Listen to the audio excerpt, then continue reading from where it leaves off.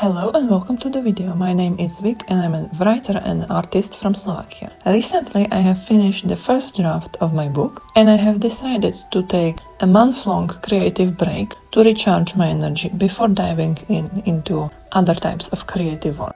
And so here is a list of 10 things that I have done to recharge my creative energy. As a disclaimer, this is not an exhaustive list, just the main 10 things.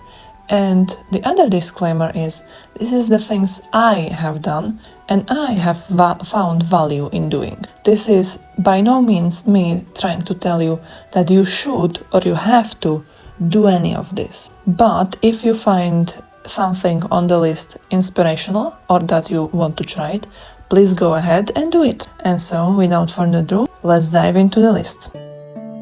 Number 1 is art. Creating is one of the fundamental joys of life and something all of us humans are meant to do and cannot live without. So making art is a nourishment for the soul, and even if the creation is not objectively good, and whatever that is supposed to mean, they are still important and worth doing. So don't let anyone tell you that you are not good enough to do something. Just do it. It might sound counterintuitive to create art when you are trying to recharge your creative energy. But the important point here is to try something different than what you normally do and do some other types of art. So for example, if you are primarily a writer, then drawing or creating visual art might feel different for your brain than writing, and so it's still kind of experimental and bringing you more energy by trying new things. I am primarily an artist, and so I do all the things creative, and so I cannot imagine my life without creating any. And so drawing and painting, especially characters from my world, simply brings me joy and has to be done.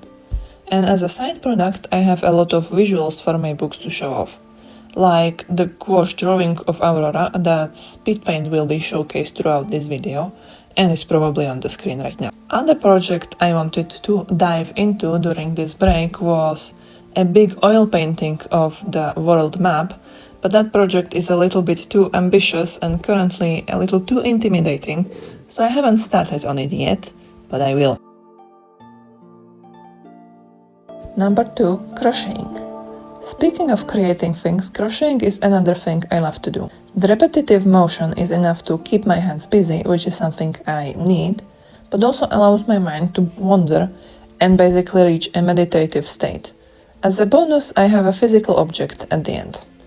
And this time, I made myself a white and blue halter top from Granny Squares, and I love this thing to pieces. It is so comfortable to wear. I still need to make some alterations to it to make it a better fit, but I am super happy with this. My next project will likely be a bandana or a bookmark. Number 3, puzzles. Same principle applies as with crocheting. Busy hands, free mind. Essential for obtaining a peace of mind. I don't know why, but there is something about the aspect of problem solving and putting pieces together on the ground that is perfect for thinking through issues and figuring them out in real time. And so for this exact reason, I am saving a bigger puzzle for when I need to outline the book or restructure book 1, because that combination is simply perfect. And also, doing puzzles doubles well with listening to audiobooks.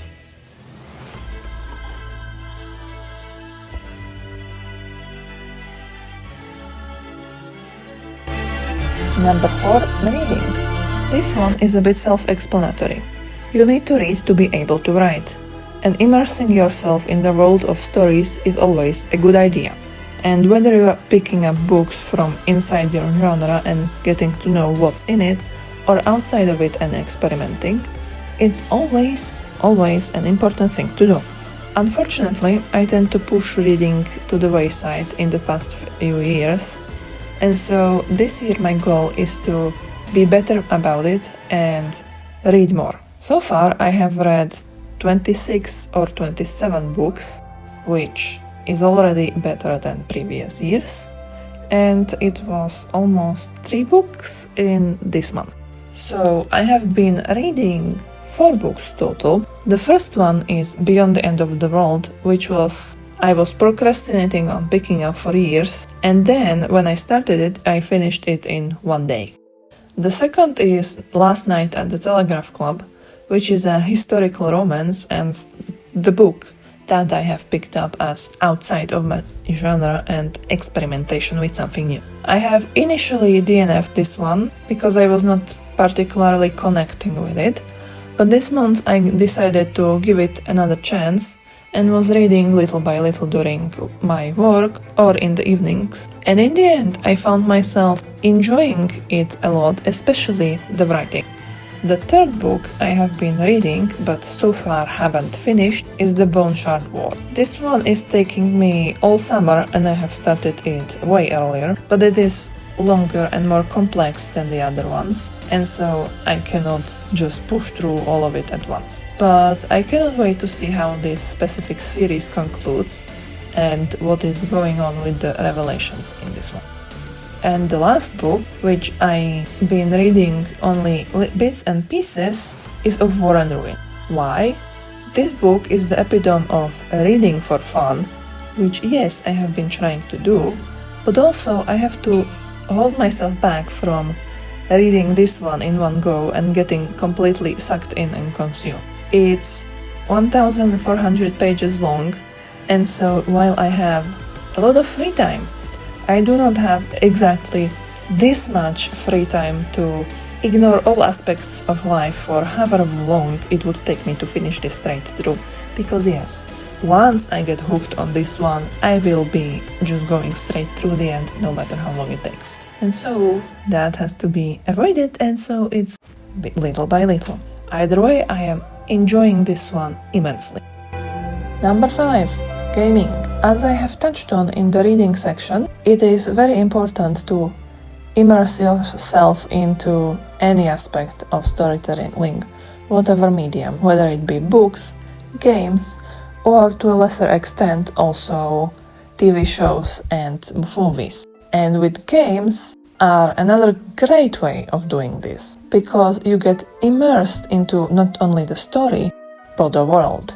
And also you get the ability to directly interact with the world and make choices on your own. And many games are masterclasses in storytelling and a lot of different aspects of it.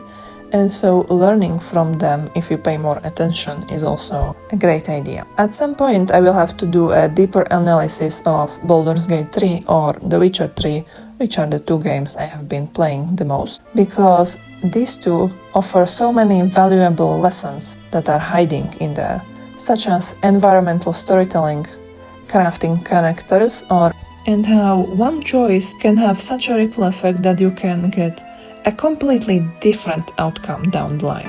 Number 6. Sports. Switching from the sedentary activities to the more active ones. Movement of any kind is very important for not only the body but also for the mind, and so more writers should include it in their routine. For example, I have spent a lot of time with my horse, and this is kind of the given, but there is something very special about going on trail rides lately. I often imagine myself as some sort of adventure on a quest, exploring the world and being part of the stories.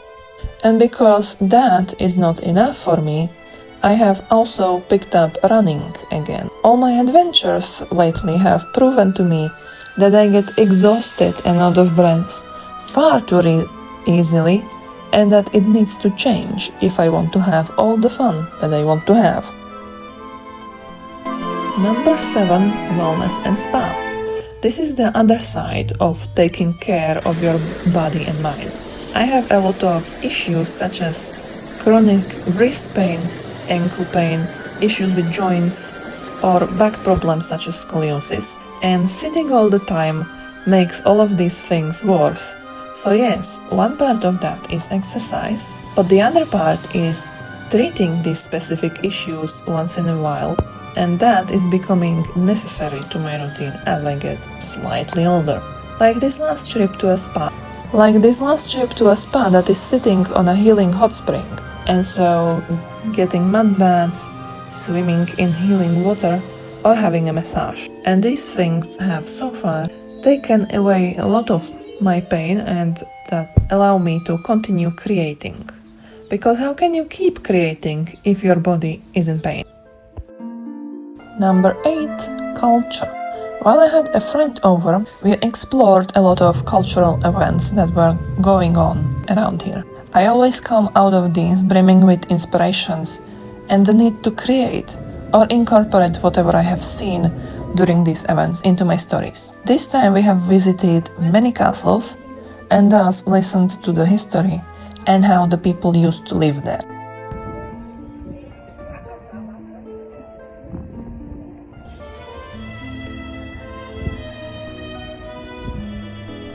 There also was the Coronation Festival this year, which offered a look at the coronation of Emperor Charles III of the Austro-Hungarian Empire, also known as the Holy Roman Emperor Charles VI.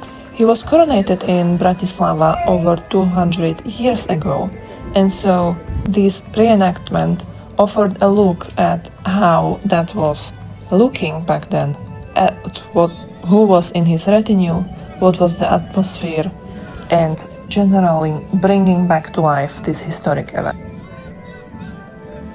A week after that, there was the night festival at the castle nearby, and this one offered a look at a night tournament for the hand of Princess Dobromila. And during this event, we tried our hand at archery and tasted some historical food.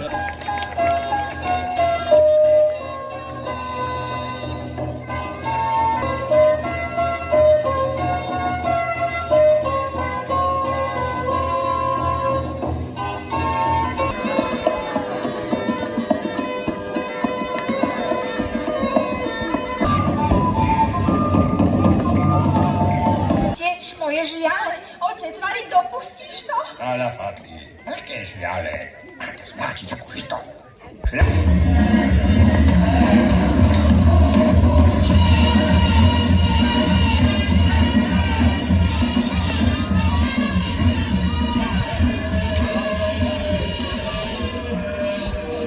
And lastly, we visited the village of Vuklinec, which is located in central Slovakia, because this village is very well preserved and showcases the way of life in the mountainous regions of Slovakia for the past several centuries. And it was quite inspiring to see how the people here combined trying to survive with also staying connected with nature.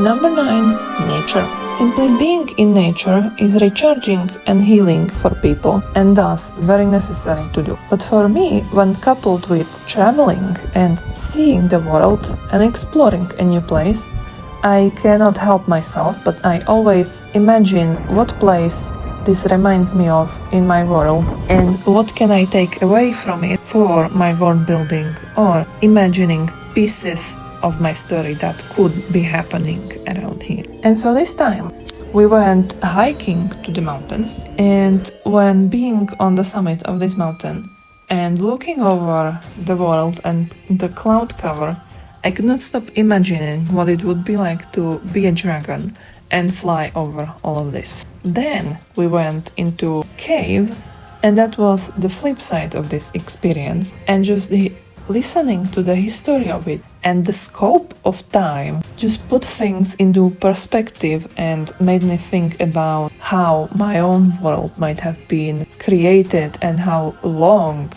anything was taking there. And number 10, people.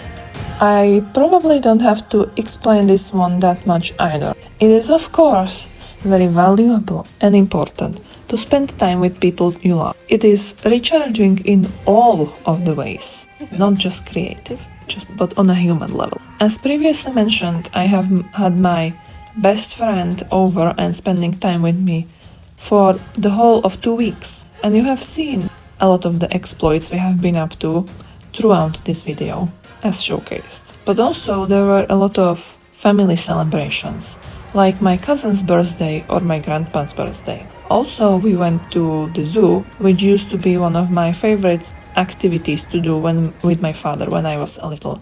So I enjoyed that one a lot.